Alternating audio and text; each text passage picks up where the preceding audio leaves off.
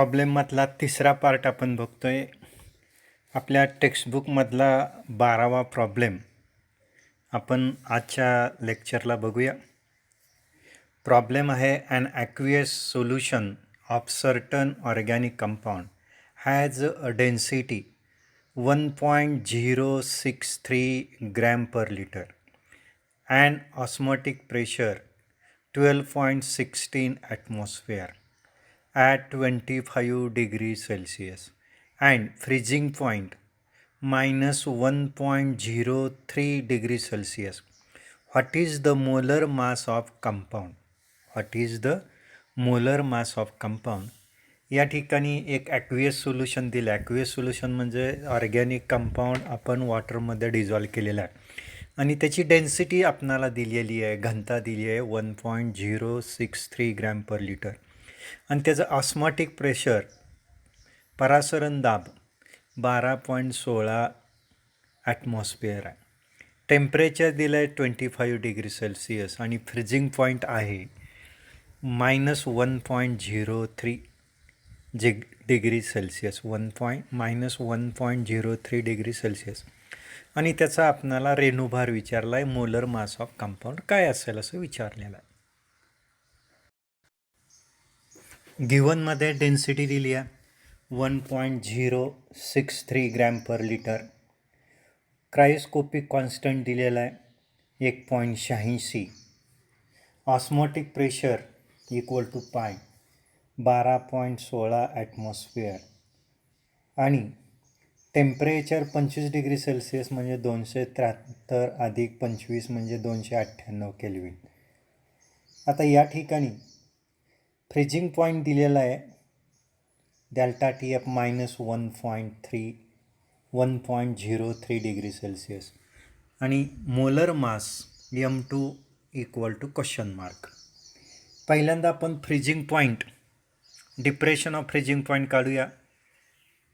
T0 minus T minus 0 point minus 0 minus in bracket -1.03 minus minus plus आणि मग आपलं उत्तर येईल 1.03 डिग्री सेल्सिअस. हा डेल्टा टी एफ आला. काय आला? Degree Celsius. Freezing point depression किंवा डिप्रेशन ऑफ फ्रीजिंग पॉईंट या पद्धतीने आला.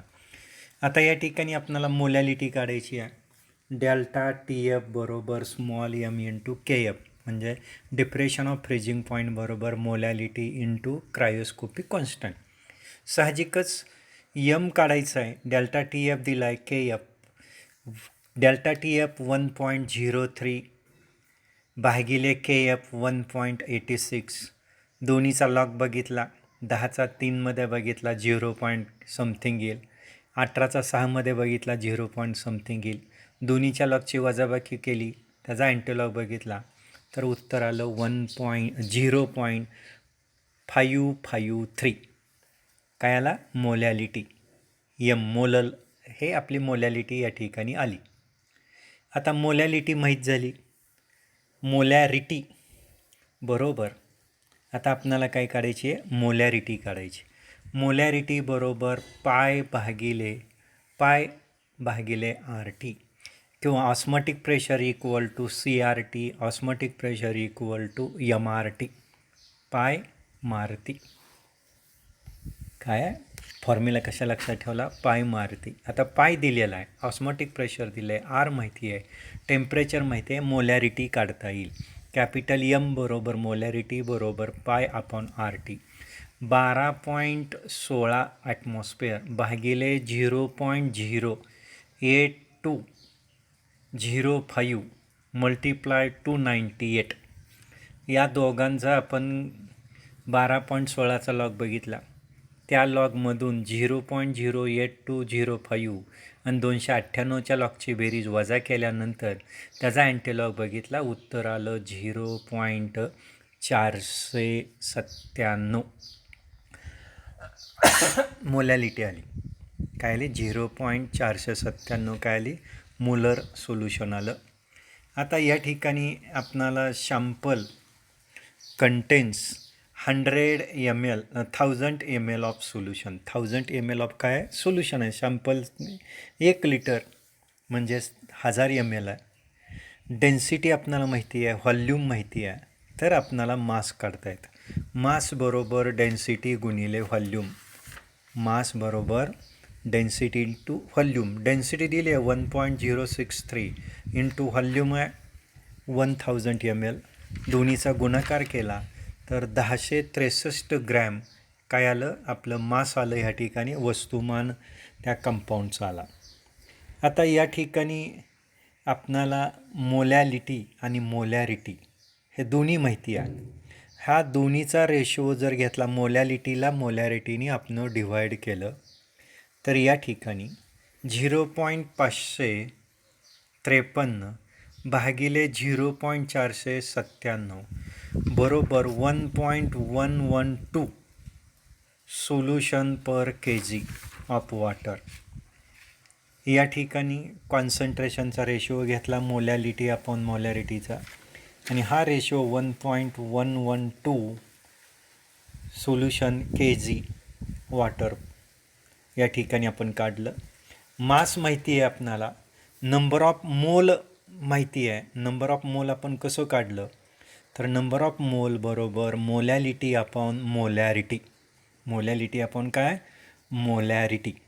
साहजिकच आपणाला या ठिकाणी 1.182 into 1063 equal to 1182.77 grams of solution आलं. काय आलं ह्या ठिकाणी grams of solution. 1182.77 grams of solution बरोबर 1000 grams of water. 1182.77 gram of सोल्युशनमध्ये सॉल्व्हंटचं वजन आहे 1000 grams of water. Therefore mass of solute आपण काढलेलं आहे 182.77 ग्रॅम. मास ऑफ सोल्यूट किती आलं 182.77 ग्रॅम आलं. किती आलं 182.77 ग्रॅम आलं. म्हणजे सोल्युशनच्या वजनमधून आपण सॉल्व्हंटचं वजन वजा केल्यानंतर मास ऑफ सोल्यूट येतं. सोल्युशनचं वजन किती आलं 1182.77 आलं. सॉल्व्हंटचं वजन आहे 1000 ग्रॅम म्हणजे सोल्यूटचं वजन काय येईल मास ऑफ सोल्यूट 182.77 ग्रॅम आलं. कसं आलं 182.77 gram. Solution mass of solution बरोबर mass of solute plus mass of solvent. Mass of solution माहिती आहे, मास ऑफ सॉल्व्हंट माहिती आहे, मास ऑफ सोल्यूट माहीत नाही. म्हणून मास ऑफ सोल्यूट बरोबर 1182.77 वजा 1000 बरोबर 182.77 ग्रॅम सोल्यूटचं मास आलं. काय आलं सोल्यूटचं मास 182.77 ग्रॅम आलं. आता नंबर ऑफ मोल्स माहिती आहे. नंबर ऑफ मोल्स किती आले आपले 0.553 नंबर ऑफ मोल्स या ठिकाणी आपल्याला आलेले आहेत. आणि मग 1182.77 भागिले मोल्स किती 0.553. साहजिकच या ठिकाणी मोलर मास बरोबर mass upon number of moles 182.77 भागिले 0.553 बरोबर या ठिकाणी 331 ग्रॅम पर मोल आलं. म्हणजे मोलर मास किती आलं 331 ग्रॅम पर मोल. आता बघा यामध्ये आपण सुरुवातीला मोलॅलिटी काढली. डेल्टा टी एफला के एफने भागल्यानंतर मोलॅलिटी आली आणि मोलॅलिटीवरूनच आपणाला number of moles 1 litre 1 kg सॉल्व्हंटमध्ये आपण जे नंबर ऑफ मोल्स डिझॉल्व करतो त्याच्यावरून मोलॅलिटी येते. म्हणजे नंबर ऑफ मोल्स आपणाला या ठिकाणी मोलॅलिटीवरून माहीत झालं. त्यानंतर मोलॅरिटी काढली आपण. आणि मोलॅरिटी आणि मोलॅलिटी आपण काढल्यानंतर पुन्हा मास ऑफ सोल्यूट काढलं सोल्युशनमध्ये. त्या शॅम्पलमध्ये 1000 ml सोल्युशनचं वजन किती आहे ते काढण्यासाठी आपणाला डेन्सिटी माहीत होती, व्हॉल्यूम माहीत होतं. त्यावरून आपण मास काढलं आणि मोलॅलिटीला मोलॅरिटीने डिवाईड केल्यानंतर आपणाला 1 लिटरमध्ये सोल्युशनचं वजन निघालं आणि त्याला आपण त्या मासने मल्टिप्लाय केल्यानंतर सोल्युशनचं वजन आलं 1182.77. सोल्युशनचं वजन 1182.77 आहे. सॉल्व्हंटचं वजन 1000 ग्रॅम आहे. यावरून आपण सोल्यूटचं वजन काढलं. सोल्यूटचं वजन माहिती झालं आपणाला, नंबर ऑफ मोल सोल्यूट माहीत झालं. त्यावरून मोलर मास आपणाला कॅल्क्युलेट करता आलं. नंबर ऑफ मोल्स बरोबर मास अपॉन मोलर मास, म्हणून मोलर मास बरोबर mass upon number of moles. मग 182.77ला म्हणजे मास ऑफ सोल्यूटला नंबर ऑफ मोल्स ऑफ सोल्यूटने डिवाईड केलं 0.553ने, तर आपणाला मोलर मास किती आलं? 331 ग्रॅम पर मोल आलं. Mixture of benzene and toluenes contains 30% by mass of toluene. At 30 degrees Celsius, vapor pressure of toluene is 36.7 mm mercury and that of pure benzene 118.2 mm of mercury. Assume that two liquid form ideal solution. Calculate total pressure and partial pressure of each constituent above solution at 30 degrees Celsius each. आता या ठिकाणी आपणाला या प्रॉब्लेममध्ये एक ideal सोल्युशनचं mixture दिलेलं आहे, benzene आणि टोलिन. आयडियल सोल्युशन म्हणजे ज्या सोल्युशनमध्ये डेल्टा फी मिक्सचर 0 येतो, डेल्टा एच मिक्सचर 0 येतो, हीट इव्हॉल्ड किंवा ॲब्सॉर्ब होत नाही, व्हॉल्यूम इन्क्रीज किंवा डिक्रीज, एक्सपान्शन किंवा कॉम्प्रेशन होत नाही, त्याला आपण आयडियल सोल्युशन म्हणतो. आणि या ठिकाणी ह्या मिक्सचरमध्ये 30% हा टोलिन आहे by mass, percentage by mass. 30 degree सेल्सिअसला वेपर प्रेशर टोलिनचं दिलं आहे 36.7 mm मर्क्युरी आणि प्युअर बेन्झिनचं वेपर प्रेशर दिलं आहे 118.2 mm ऑफ मर्क्युरी. आता हे दोन लिक्विड दिलेली आहेत. हे आयडियल सोल्युशन आहे. आपणाला कॅल्क्युलेट टोटल प्रेशर आणि पार्शियल प्रेशर प्रत्येक कॉन्स्टिट्युएंटचं सोल्युशनचं 30 डिग्री सेल्सिअसला काढायचं. तर हा प्रॉब्लेम आपण सॉल्व करत असताना आपणाला mass of toluene, weight of toluene दिला आहे 30 gram, molar mass of toluene 92 gram, C7H8 हा टोलिनचा मोलिक्युलर फॉर्म्युला आहे. आणि मग 12 × 7 अधिक 1 × 7, 12 7 84 आणि हे 7 जर आपण इन्क्लूड केले तर 92 ग्रॅम हे टोलिनचं काय येणार आहे? वजन येणार आहे C7H8मध्ये. 84 अधिक 8. Molar mass of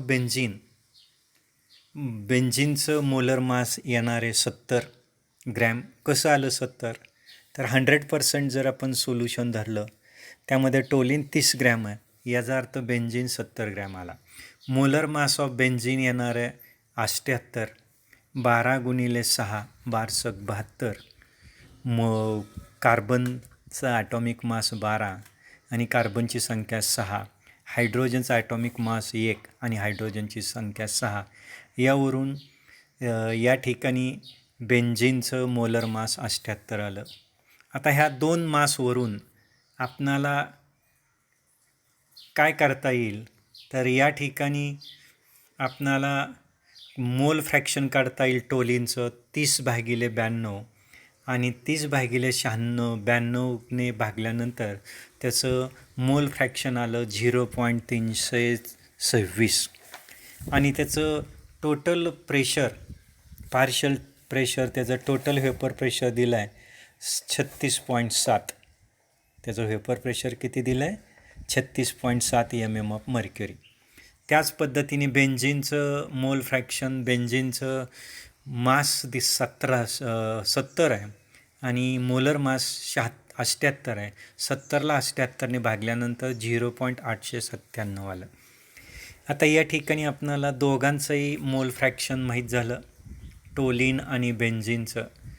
दोघांचंही vapour pressure आपणाला माहिती आहे. व्हेपर प्रेशर टोलिनचं 36.7 आहे आणि बेन्झिनचं व्हेपर प्रेशर 118.2 आहे MM ऑफ मर्क्युरी. आता या ठिकाणी आपण रावल्टला ज्यावेळेस अप्लाय करू, total vapour pressure, partial vapour pressure बरोबर vapour pressure of toluene into mole fraction of toluene अधिक vapour pressure of benzene into mole fraction of benzene 36.7 गुणिले 0.326 अधिक 0.897 मोल फ्रॅक्शन बेन्झिनचं 0.897 आहे गुणिले 118.2. साहजिकच या ठिकाणी व्हेपर प्रेशरची जर आपण पार्शियल प्रेशरची बेरीज केली, पार्शियल प्रेशर आलं टोलिनचं 11.964 आणि बेन्झिनचं पार्शियल प्रेशर आलं 106.02. साहजिकच टोटल व्हेपर प्रेशर त्या आयडियल सोल्युशनचं आलं 117.98 ॲटमॉस्फिअर. आता आपणाला या ठिकाणी पार्शियल प्रेशर काढायचं आहे. पार्शियल प्रेशर काढत असताना आपणाला बेन्झिनचं पार्शियल प्रेशर या ठिकाणी PT partial pressure of toluene बरोबर partial vapour pressure of toluene into mole fraction of toluene 36.7 गुणिले 0.326 बरोबर 11.964 ॲटमॉस्फिअर आणि पार्शियल प्रेशर ऑफ बेन्झिन बरोबर PB बरोबर P0B vapour pressure of benzene into mole fraction of benzene 118.2 गुणिले 0.897 106.02 atmosphere येईल. म्हणजे partial pressure टोलिनचं आलं 11.964, पार्शियल प्रेशर आलं बेन्झिनचं 106.02. काय केलं आपण, पार्शियल प्रेशर काढायचं असेल तर व्हेपर प्रेशरला मोल फ्रॅक्शननी गुणायचं आणि त्यामुळं बेन्झिनच्या व्हेपर प्रेशरला बेन्झिनच्या मोल फ्रॅक्शननी गुणलं, टोलिनच्या व्हेपर प्रेशरला टोलिनच्या मोल फ्रॅक्शननी गुणलं आणि त्यावरून आपण पार्शियल प्रेशर दोन्हीचंही काढलं आणि दोन्हीच्याही पार्शियल प्रेशरची बेरीज केली तर टोटल प्रेशर आपणाला त्या सोल्युशनचं या ठिकाणी कॅल्क्युलेट करता येतं. या ठिकाणी आपण प्रॉब्लेम नंबर 14 बघतो. At 25 degree Celsius 0.1 molar solution of acetic acid is 1.35% dissociate in an aqueous solution. Calculate freezing point and osmotic pressure of solution assuming molality and molarity to be identical. आता या ठिकाणी 25 degree Celsius टेम्परेचरला 0.1 molar solution acetic acid फक्त 1.35% dissociate होतं आहे त्याच्या aqueous सोल्युशनमध्ये. आपणाला फ्रीजिंग पॉईंट आणि ऑस्मॉटिक प्रेशर त्या सोल्युशनचं कॅल्क्युलेट करायला सांगितलं आहे. दोन्ही सोल्युशनची मोलॅलिटी आणि मोलॅरिटी काय आहे, आयडेंटिकल आहे असं म्हटलेलं आहे. तर यामध्ये गिव्हनमध्ये आपण बघूया काय काय दिलं आहे. गिव्हनमध्ये मोलॅलिटी 0.1 मोलर आहे, मोलॅलिटीसुद्धा 0.1 मोलर आहे. साहजिकच डेल्टा KF माहिती 1.86, सोल्यूटचं वजन माहिती 1.35 ग्रॅम म्हणजे मास ऑफ सोल्यूट 1.35 ग्रॅम आहे, KF 1.86 आणि मोलॅलिटी स्मॉल m बरोबर 0.1 मोलर आणि मोलॅरिटीसुद्धा 0.1 मोलर. TF फ्रीजिंग पॉईंट काढायचा आहे आणि पाय काढायचा आहे, ऑस्मॉटिक प्रेशर या ठिकाणी काढायचं आहे. त्याच्यासाठी आपणाला डिप्रेशन ऑफ फ्रीजिंग पॉईंट अगोदर काढून घेऊया. डेल्टा TF बरोबर KF इंटू स्मॉल m 1.86 गुणिले 0.1 साहजिकच 1.86ला 0.1ने गुणल्यानंतर depression of freezing point that is delta T F 0.186 degree Celsius आला. आता डेल्टा टी एफ माहिती आहे, टी माहिती आहे, तर आपणाला T0 कॅल्क्युलेट करता येईल. डेल्टा टी एफ बरोबर 0 मायनस 0.186. साहजिकच डेल्टा टी एफ हा किती आला? मायनस 0.186 आला. T0 मायनस काय? टी 0 वजा 0.186. डेल्टा टी एफ आपल्याला टी काढायचा आहे आणि साहजिकच त्या ठिकाणी T0 हा टी बरोबर T0 मायनस काय आला? Delta T F. आणि म्हणून टी हा या ठिकाणी किती आला? तर टी आला मायनस डेल्टा टी एफ आला मायनस 0.186. आता पाय काढायचा आहे. पाय बरोबर CRT किंवा पाय बरोबर MRT, molarity into molar gas constant into temperature. पाय बरोबर 0.1 इंटू 0.082 हा मोलर गॅस कॉन्स्टंटची किंमत आहे.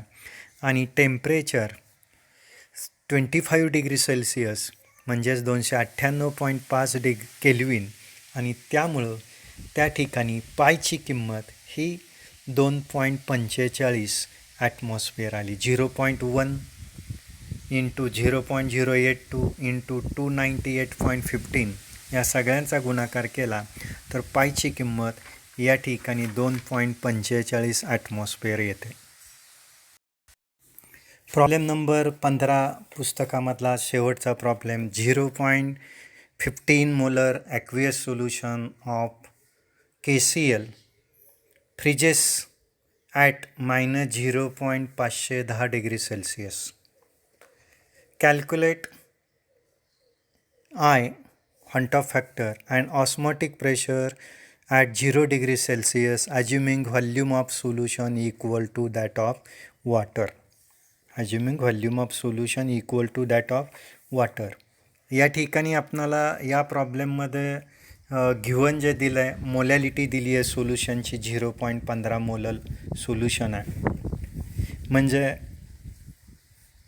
KClचं TF दिला आहे freezing point, depression of freezing point minus 0.510 degree Celsius आहे. आय काढायला सांगितलं आहे आणि पाय ऑस्मोटिक प्रेशर काढायला सांगितलं आहे. KF दिला आहे 1.86 केल्विन kg पर मोल. त्याचबरोबर डेल्टा TF आपणाला इनडायरेक्टली दिलेला आहे. 0 हा फ्रीजिंग पॉईंट आहे वॉटरचा, त्यामध्ये KCl टाकल्यानंतर त्याचा फ्रीजिंग पॉईंट कमी होतो, वजा 0.510 डिग्री सेल्सिअस येतो. म्हणजे डिप्रेशन ऑफ फ्रीजिंग पॉईंट 0 वजा कंसात मायनस 0.510 म्हणजे मायनस मायनस प्लस आणि मग डेल्टा TF 0.510 डिग्री सेल्सिअस येईल. KF माहीत झाला, डेल्टा TF माहीत झाला. Delta TF not equal to KF into small m. KF 1.86 गुणिले स्मॉल m मोलॅलिटी दिली आहे 0.15. साहजिकच या दोघांचा गुणाकार केला तर 0.279 येतो. किती येतो? 0.279. आता डेल्टा TF आपणाला माहिती आहे ऑब्झर्वड 0.510 आहे आणि delta TF naught calculated theoretical 0.279. Van't Hoff factor आपण काढताना डेल्टा TF म्हणजे observed depression of freezing point, experimental depression of freezing point divided by calculated depression of freezing point. आणि मग observed depression of freezing point ज्यावेळेस KCl आपण वॉटरमध्ये टाकतो त्यावेळेस आपण एक्सपेरिमेंटल किंवा ऑब्झर्वड जो डिप्रेशन ऑफ फ्रीजिंग पॉईंट 0.510 आणि आपण फॉर्म्युल्याच्या सहाय्याने कॅल्क्युलेट केलेला फ्रीजिंग पॉईंट ज्याला आपण theoretical depression of freezing point म्हणतो 0.271. 0.279. म्हणजेच हंट ऑफ फॅक्टर आपणाला मिळतो. हंट ऑफ फॅक्टर म्हणजे observed colligative property divide by calculated किंवा थेरॉटिकल कॉलिगेटिव्ह प्रॉपर्टी IOT. साहजिकच 0.510 भागिले 0.279 बरोबर 1.83 हा हंट ऑफ फॅक्टर आला. आयची किंमत आली. आय माहिती आहे. त्यानंतर आपणाला काढायचं आहे पाय बरोबर MRT. पाय बरोबर काय? MRT. M माहिती आहे 0.15, R माहिती आहे 0.0882 आणि टेम्परेचर 273. साहजिकच पाय या ठिकाणी येईल 3.35 ॲटमॉस्फिअर. 3.35 ॲटमॉस्फिअर हा पाय आला. आणि आपणाला ऑस्मॉटिक प्रेशर ऑब्झर्वड आणि कॅल्क्युलेटेड ऑस्मॉटिक प्रेशरवरून आपण काय काढू शकतो? हंट ऑफ फॅक्टर आय आपणाला आणखी वेगळ्या पद्धतीने काढता येतो. आणि π0/πt ऑस्मॉटिक प्रेशर ऑब्झर्वड भागिले ऑस्मॉटिक प्रेशर थेरॉटिकल. आणि मग या ठिकाणी ऑब्झर्वड ऑस्मॉटिक प्रेशर काढायचं असेल तर थेरॉटिकली माहिती आहे आपण कॅल्क्युलेट केलेलं 3.35 आणि आय माहिती आहे 1.83. त्यावरून आपणाला ऑब्झर्वड ऑस्मॉटिक प्रेशर काढता येईल. ऑब्झर्वड ऑस्मॉटिक प्रेशर बरोबर Hunt Hoff factor into theoretical osmotic pressure calculated osmotic pressure. आणि म्हणून ऑब्झर्वड किंवा एक्सपेरिमेंटल ऑस्मॉटिक प्रेशर बरोबर 1.83 हा हंट ऑफ फॅक्टर आहे, गुणिले थेरॉटिकल ऑस्मॉटिक प्रेशर आपण कॅल्क्युलेट केलेले फॉर्म्युलेच्या साहाय्याने पाय बरोबर MRT, पाय मारुती. आणि म्हणून 1.83 गुणिले 3.35 बरोबर 6.13 ॲटमॉस्फिअर हे आपणाला ऑब्झर्वड ऑस्मॉटिक प्रेशर कॅल्क्युलेट करता आलं. ॲक्टिव्हिटीमध्ये boiling about 100 ml water in a beaker at about 10 to 15 gram of salt NaCl to the boiling water. Write the observation and conclusion. आता या ठिकाणी प्युअर वॉटर आपण बीकरमध्ये 100 ml घेतलेलं आहे आणि त्या बीकरमध्ये आपण मीठ सोडियम क्लोराईड 10 ते 15 ग्रॅम ॲड केलं. तर या ठिकाणी आपणाला असं लक्षात येईल की वॉटर 100 डिग्री सेल्सिअसला जे बॉईल होत होतं ते 100 डिग्री सेल्सिअसला वॉटर बॉईल होणार नाही. तर त्या वॉटरमध्ये आपण 10 ते 15 ग्रॅम जर सॉल्ट टाकला नॉन व्हॉलाटाईल तर त्या ठिकाणी तो सॉल्ट ॲड केल्यामुळं साहजिकच त्याचं व्हेपर प्रेशर कमी होणार आहे. आणि हे व्हेपर प्रेशर त्याचं कमी झाल्यामुळं त्याचा बॉइलिंग पॉईंट वाढणार आहे आणि त्याचा boiling point greater than 100 degree सेल्सिअस असेल. Boiling point of pure water pure solvent 100 degree Celsius. When we add non volatile solute sodium chloride then boiling point is greater than 100 degree Celsius. That is observation. Boiling point of pure solvent 100 degree Celsius. Boiling point of solution greater than 100 degree Celsius. Then conclusion is that when non-volatile solute is added to solvent forming solution, the freezing point decrease. Freezing point is decrease and boiling point is increase. So that is elevation of boiling point is colligative property. It depends on number of solute particles present in the solution. आणि म्हणून elevation of boiling point is a colligative property. Sodium chloride जर आपण वॉटरमध्ये add केलं तर त्याचा boiling point वाढतो. That is called elevation of boiling point.